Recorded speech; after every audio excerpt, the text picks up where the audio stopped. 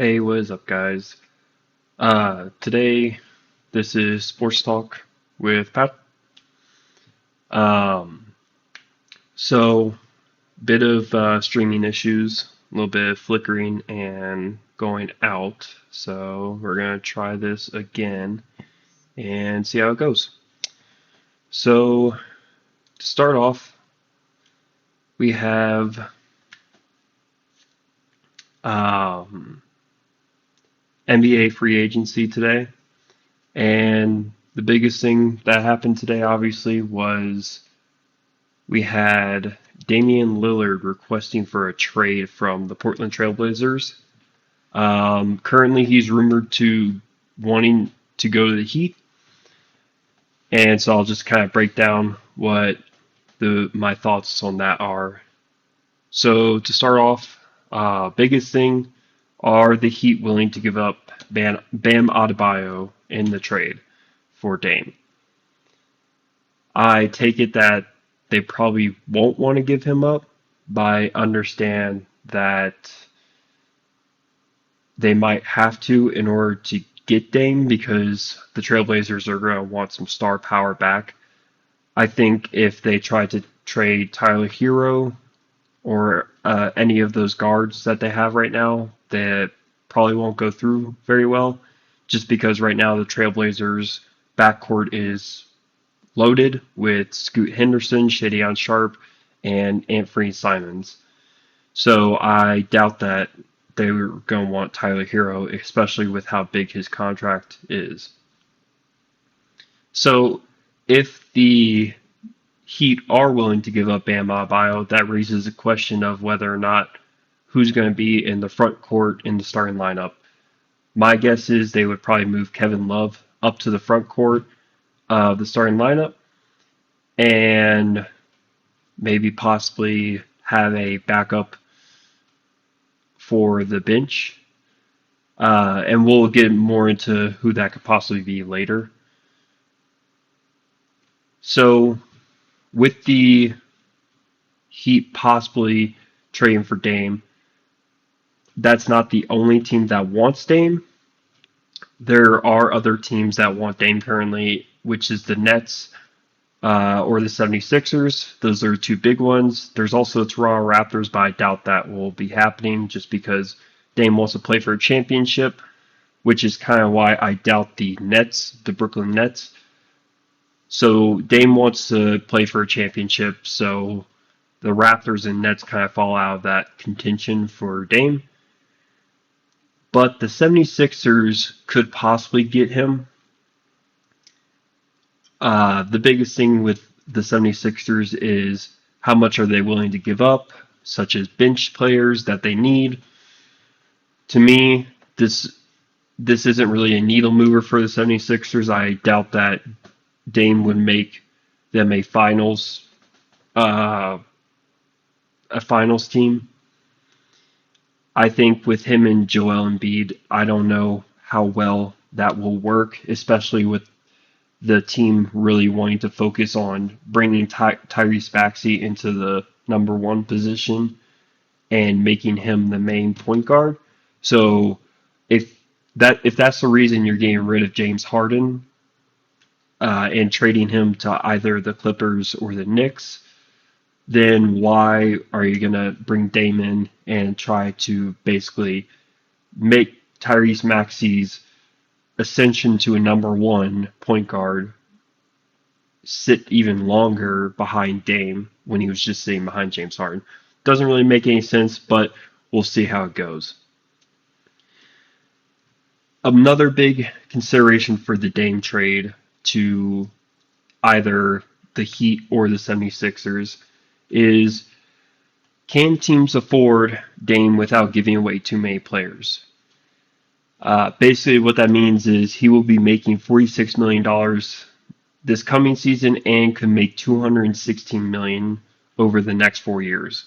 A bunch of money. It would mean that the Heat or the 76ers would have to give up a lot of players, as I said before. It just doesn't make a lot of sense to me. The biggest thing also is Miami was ranked 25th in bench scoring last season, so they were already low last season, being one of the five worst teams to have bench in their bench scoring. So if they get Dame and they have to give up even more of their bench, where does that leave them?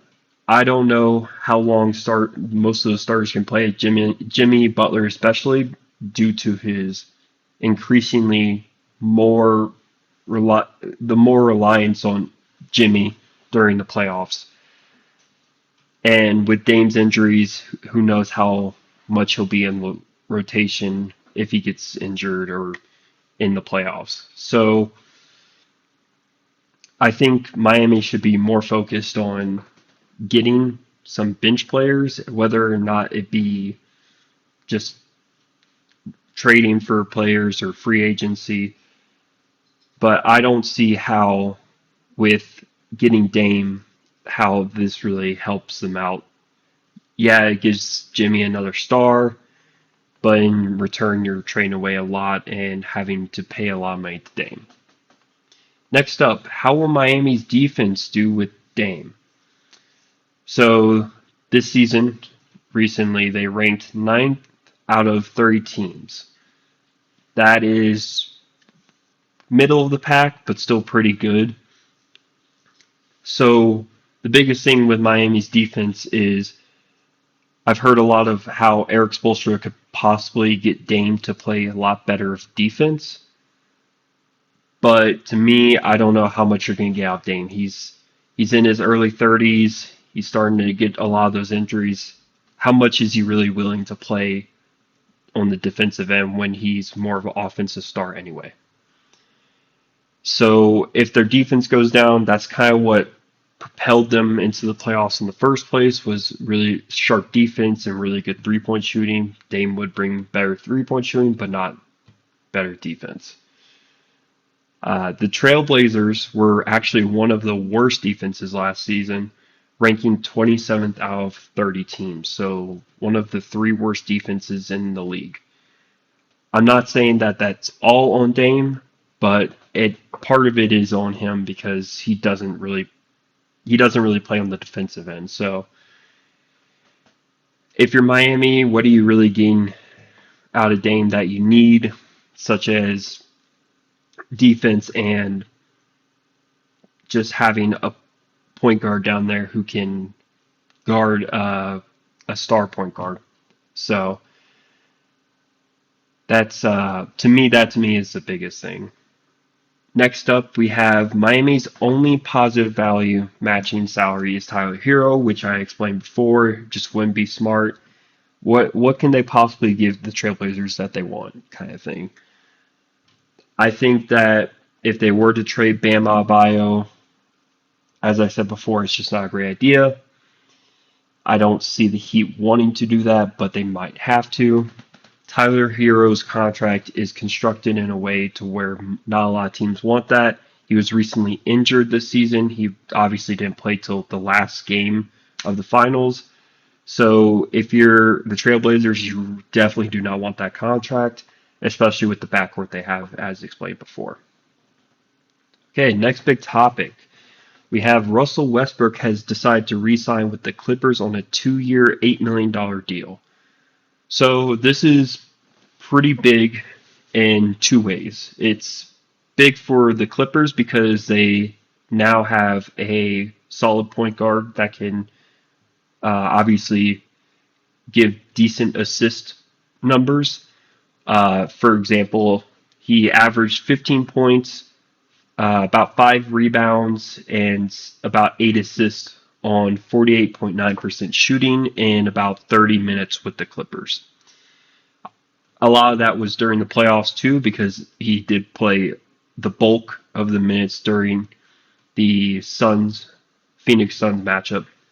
So my big thing here, and the reason that I'm surprised that the Clippers did this, was because James Harden was talking about, or it was rumored that the Clippers were looking into possibly getting James Harden, as were the Knicks. I talked about it a little bit last time, but I think the Knicks are not a great idea because obviously they have their point guard already with Jalen Brunson. So Jalen Brunson already makes the Knicks a great team with the assist numbers and him basically playing as a really good point guard. So there's obviously no need for James Harden to go to the Knicks. So my next guess was probably he might go to the Clippers. Well, with Russell Westbrook obviously re-signing with the Clippers, the I don't see how James Harden will be able to go there. I doubt he's going to want to play off the bench, and I doubt now that Russell Westbrook will want to play off the bench. So, my biggest thing for that is I don't see really James Harden having any trade suitors unless he goes to a really bad team, and I doubt he wants to do that. Next up, can Russ be the point guard of the Clippers that they need so they can make the finals? So Russ had the last time he made it to the finals was with Kevin Durant back in Oklahoma City. They obviously lost, and since then he has never won a title. I don't think Russ can be the point guard that will bring the Clippers to the finals because I doubt the Clippers can make it to the finals even if Russ was the point guard because I believe that Kawhi Leonard and Paul George are going to be injured anyway, and it's seeming like Paul George might get traded away from the Clippers. So I'm not really seeing how Russ is a big factor in them making it to the finals, but we'll find out. I really doubt it though. So I'm thinking this is either going to be a first round or second round exit for the Clippers. Next up, we got Dillon Brooks to the Rockets with a 4-year, $80 million contract. So with the Grizzlies, Dillon Brooks averaged 14.3 points, 3.3 rebounds, 2.6 assists per game last season for the Grizzlies. And he made the all defensive second team last year. Obviously because he is a very defensive minded player, not as much as an offensive player. And he brings a veteran presence along with Fred VanVleet, Jeff Green, and Jacques Landale. So my biggest thing is I think this was more of a move for the Grizzlies to get away from Dillon Brooks. They obviously did not want to have to deal with his bullshit anymore because, let's be honest, that's what it is. Antagonizing LeBron is probably not the best idea during the playoff series, and we saw why. So with him getting moved, obviously, to the Rockets, this gives the Rockets some pretty good veteran presence, as I said before. He's going to be a really good defensive player with the Rockets. With all those young guys, obviously, he can teach them how to be a really good defensive players on top of just being a good presence in the locker room if he can fix his act. If he still is acting like a child and calling people out and saying the media is screwing him, then I don't see the Rockets doing very well with Dillon Brooks, and I feel like that's 2 years and a trade away. So we will see how that turns out, but I think the Rockets can possibly make it to the play-in this year, especially with the trade assets they've grabbed and the free agency grabs. So we'll see how that goes. Next up, Domantas Sabonis will be staying with the Kings, agreeing to a 5-year, $217 million extension. So this works really well for De'Aaron Fox and the Kings because it basically keeps that core together that went toe-to-toe with the Warriors. The Warriors did obviously win in the first round, but the Kings put up a pretty good fight. So Domantas Sabonis was All-NBA third team last season. Perfect piece to keep around Fox because of his playmaking ability as a big man, such as the way his dad was a playmaking big man, like father, like son. Last season, Sabonis averaged about 19.1 points, 12.3 rebounds, and 7.3 assists. Sabonis also shot 61.5% overall and 37.3% on three-pointers. He led the league with 65 double-doubles. So to start off, he averaged a double-double, obviously, last season with the 19 points and the 12 rebounds. So already off to a good start because you're keeping that defensive-minded big man who can also make plays with his passing abilities. He obviously led the league with 65 double-doubles, which is honestly insane. I think that this team can possibly make it to the second round, whether that means defeating the Warriors or some other team. But I think after last year they're hungry and ready for more kind of thing. I'm seeing some old Warriors, like 2015 kind of Warriors with this team. So I think they can make it. Austin Reeves signed a next up we have sorry about that. Austin Reeves signed a 4-year, $56 million early bird max contract with the Lakers. So Austin Reeves posted 13 points, 3 rebounds, and 3.4 assists per game in about 28 minutes per game. So here's my thing with Austin Reeves. I said before on the last stream that I think Austin Reeves should not be the one with the ball in his hands. Obviously, it was shown because LeBron was obviously the one bringing up the floor when Austin Reeves was the point guard.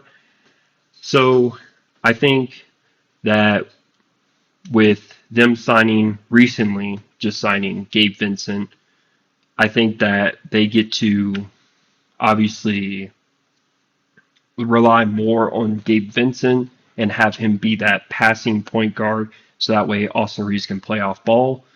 That way LeBron and Darvin Ham don't really have to worry about him turning over the ball a lot. Next up, we got Brook Lopez is staying with the Bucks with a 2-year, $48 million deal. Last season, Lopez started 78 games, averaging 15.9 points, 6.7 rebounds, 1.3 assists, and 2.5 blocks per game in about 30.4 minutes per game. So this is great for the Bucks. They get to keep their center, who's been obviously helping them a lot with just keeping that defense steady, and he's also a very good three-point shooter with I think he had it doesn't say on here, but he's a good three-point shooter nonetheless, and he's just really good down low. He's obviously one of the better blockers of the ball down low, and so I feel like that will really help out this team. Obviously, they are very old. Brook Lopez did have some injuries last season, so they do keep him, and it's kind of like, okay, well, you still have an old team because you re-signed Chris Middleton, as talked about in the last stream, and Drew Holiday and Giannis, all old guys. Giannis not as much; he's still young, but it's an old team. We'll see how it goes. We'll see if they can make it back to the conference finals or if they get tossed in the first round again. Things to note about Brook Lopez: he finished second in Defensive Player of the Year honors last season behind Jaren Jackson Jr. Another thing to take note of is what does this mean for the Warriors and their big man issue. So the Warriors were obviously rumored to possibly go after Brook Lopez. Obviously that didn't happen because he had signed with the Bucks. So what does this mean now for the Warriors? Chris Paul does need a big man probably on the bench with him, if he's going to play on the bench, that is. So if Chris Paul is to run pick and roll like he is used to, and he's one of the best at, they need a big man, and I don't know who they're going to get on the veteran minimum contract. So I don't know how far the Warriors will make it this year, especially now that Brook Lopez is gone. Maybe you get him at the trade deadline. I really doubt it, though. It seems like he wants to be with the Bucks. So we'll see how it goes for the Warriors, but it seems like their big man issue is becoming more and more of a problem. Next up, we got D'Angelo Russell agreed to a 2-year, $37 million contract with the Lakers. With the Lakers, he posted 17.4 points per game, 2.9 rebounds per game, and 6.1 assists per game in 17 games with the Lakers. So here's my thing with them re-signing D'Angelo Russell. What does that mean for Gabe Vincent? So earlier I talked a little bit about with Austin Reeves, Gabe Vincent will probably be a starting point guard. But what does that mean for Russell? Are you going to have him come off the bench? Because honestly, I just don't know how that will work. Russell obviously started last year with the Lakers, but I mean, to me, I think Gabe Vincent is a better point guard. Obviously, he made it to the finals with the Heat, but not only that, he did really well with the Heat and giving and passing the ball to Jimmy or Bam. So I think they should stick with Gabe Vincent to the starting lineup and possibly move Russell down to the bench, but we'll see how that goes, whether or not they maybe do something to where they keep Russell in the starting lineup or maybe switch out some minutes there. Next up, we got Dante DiVincenzo agrees to a 4-year, $50 million deal with the Knicks. Big hit for Golden State. Obviously, they love Dante off the bench. Now he will most probably be starting with the Knicks. So, as I said before, James Harden obviously has nowhere to go because of Jalen Brunson, but now this really ensures that the Knicks are out on James Harden. There's no way that they will get him. Dante DiVincenzo obviously is a great point guard. He has been coming off the bench for Golden State. We'll see if he starts with the Knicks. I think he will. So when he played 72 career high 72 games for Golden State last season, starting 36 and averaging about 9.4 points. I think this is great for the Knicks. I actually see this as an upgrade. To me, James Harden wasn't going to be an upgrade. He's a very ball-dominant player, and Jalen Brunson and Dante DiVincenzo are more of a spread-out kind of player. So I think this is a lot better for the Knicks than what James Harden could have given them.